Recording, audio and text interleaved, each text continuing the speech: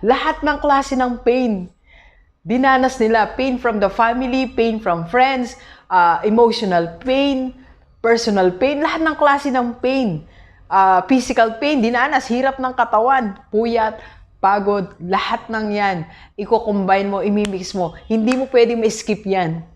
Pag nasa negosyo ka po, lahat ng yan dadaanan mo.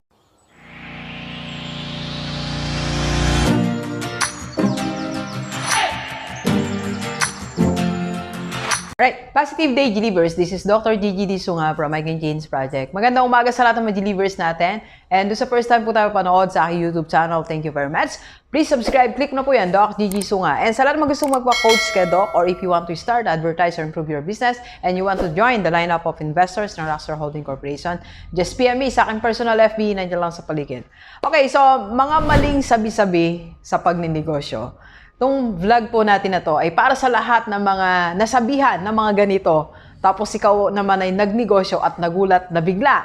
O doon sa mga gustong magsimula ng mga negosyo. So ito po, sasabihin ko sa inyo, based from my experience and based sa experience ng ibang tao at sa nakikita natin ang tunay na kahulugan ng pagninegosyo. Okay? So simulan na natin ang mga maling sabi-sabi sa pagninegosyo. Para nun hindi tayo mabigla, naniniwala ako, sabi niya kasi ganito sabi niya ganito. Di ba minsan ganun, if you want to do something new in our life, di ba may mga nag-a-advise sa atin, sabi, punta ka dito, madali lang magpunta doon, ganito. Pero pag nandun na tayo, parang hirap, di ba?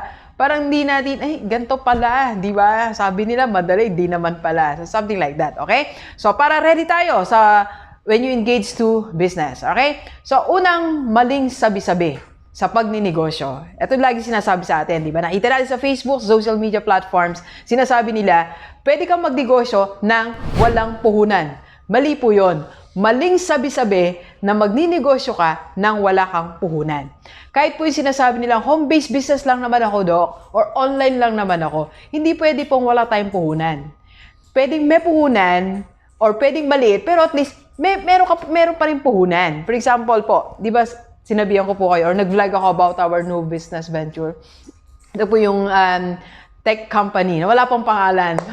Digital Solutions Company. Nasisimulan natin or ongoing na po yan sa Clark.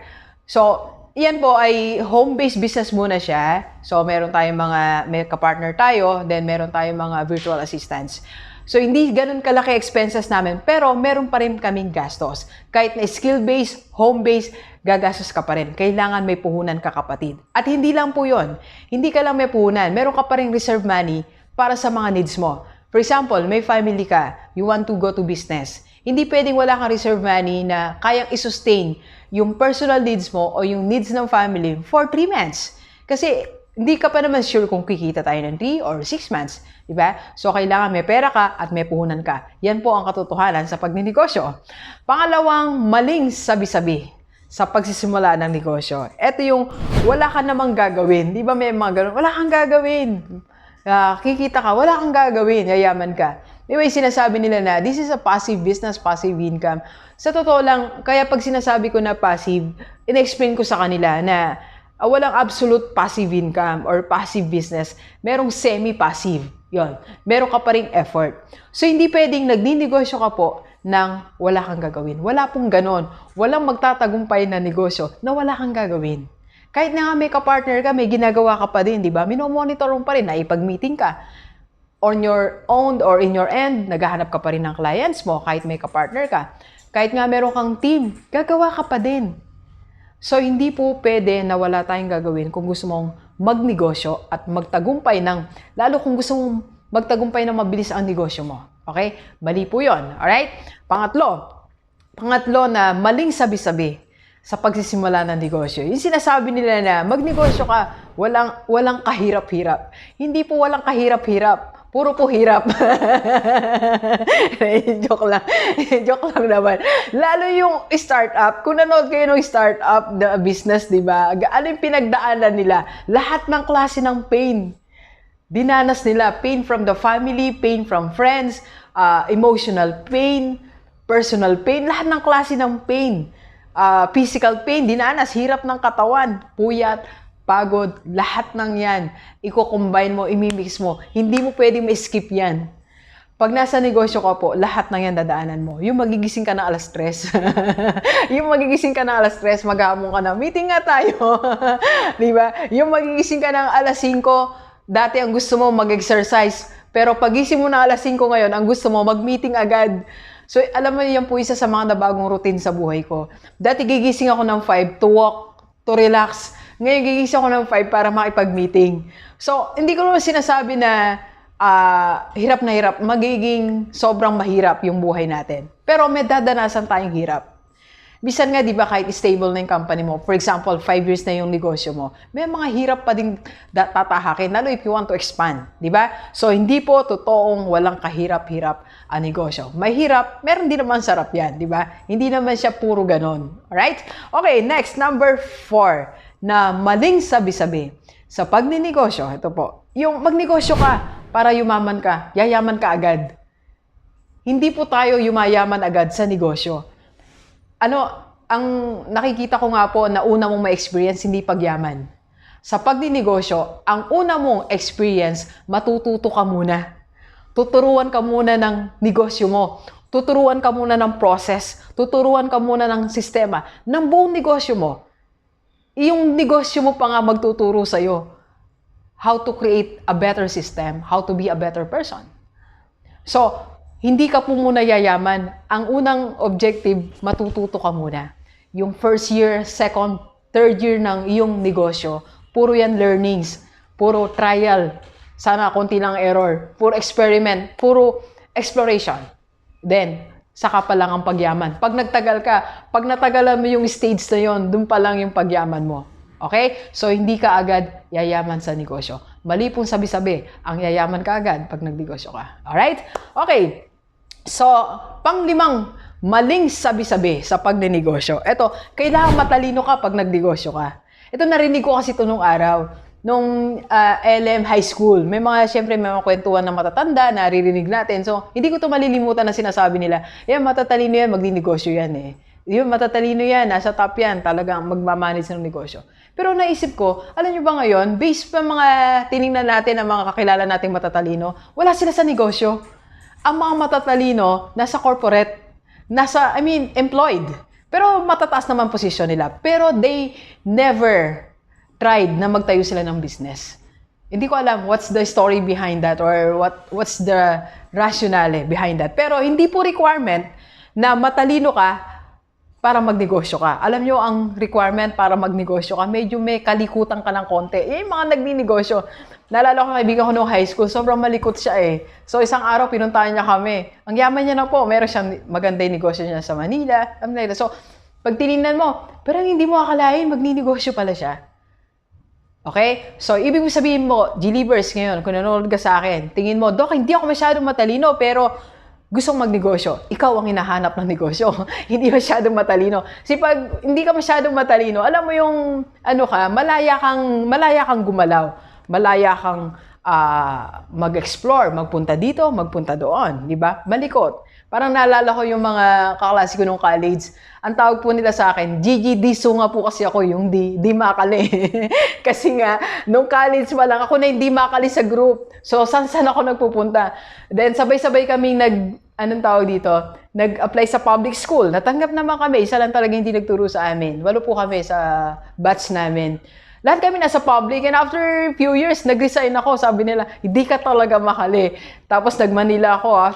In Manila, 4 times ako nag-resign.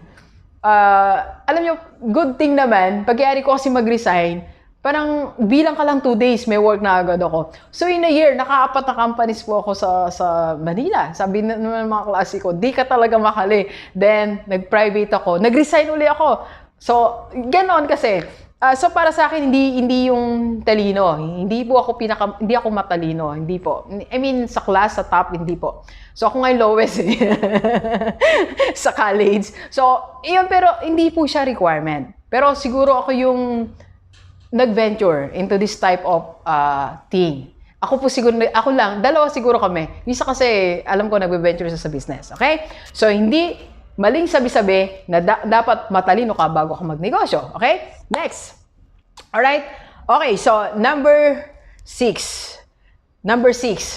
na maling sabi-sabi sa pagninegosyo, kailangan meron kang expertise.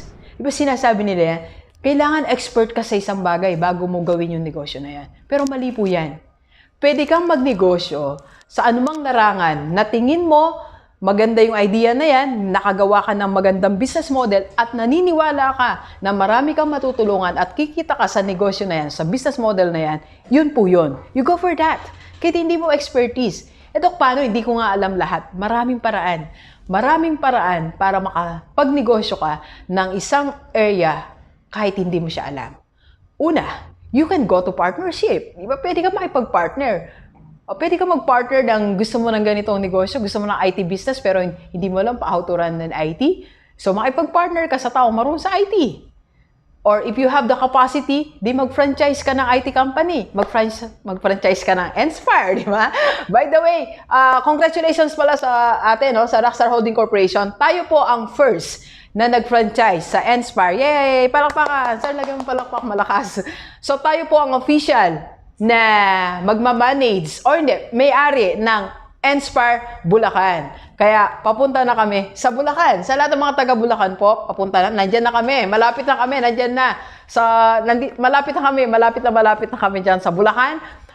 We're setting up an office there. So lahat po ng mga government agencies and private companies that you need software solution, so matutulungan namin kayo sa Inspire Bulacan. So, I'm not an IT person. Hindi po ako IT. Actually, hindi nga ako marunong mag-download. Hindi nga ako marunong mag-transfer ng mga pictures. Pero, pwede kang mag-franchise. Kung meron ka resources, we have the capacity to franchise. Kagaya nun. It's an opportunity. Pwede kang mag-franchise. Kasi nakikita mo na ang IT ngayon, ang e-commerce, eto yung magtatagumpay. So, franchise. Alright? Okay, so, paano ka pa gagawa ng negosyo kung di ka expert yan? Do you hire people? Find the best person in that area. Bayaran mo siya ng gusto niya. Or offeran mo na something. I don't know. Basta you just hire people na, eto, gusto ko tong negosyo na to. Gusto ko ng dropshipping. Pero hindi ko alam kung paano, anong gagawin ko. I will hire you. Okay? Or you can learn it. Pwede kang mag-enroll ng course. Ang daming online courses na nandiyan sa paligid. Gusto mo maging social media manager. Gusto mo maging Facebook ads strategies or brand strategies. Anong gusto mong negosyo na hindi mo naman expertise, pero you can learn. So, you can pay a course for that. Or you can get a mentor. You can hire a mentor. You can hire a coach. Kung meron ka talagang gustong field na gustong-gusto mo, halimbawa, real estate. Pero hindi mo alam paano, pero naniniwala ka dyan sa concept na yan, do you hire people? Alright? Okay, so, yan po ang mga delivers, mga maling sabi-sabi para magnegosyo ka. Kung gusto mo talagang magnegosyo, okay, gusto mo, narinig mo itong mga to, sabihin mo, hindi ko kayo paikinggan. Basta naniniwala ako sa konsepto ko, ipaglalaban ko to, hindi ko ipapaubaya. Okay? Alright, so maraming salamat sa inyong lahat. Magnegosyo ka kung gusto mo. Go. Okay? Alright, so please share this video sa lahat maibigan natin, kahit OFW o dito sa Pilipinas, para sama-sama tayong mabago at mula dating buhay. Thank you very much, Delivers. Enjoy the rest of the day. Yan. Let's go, let's go.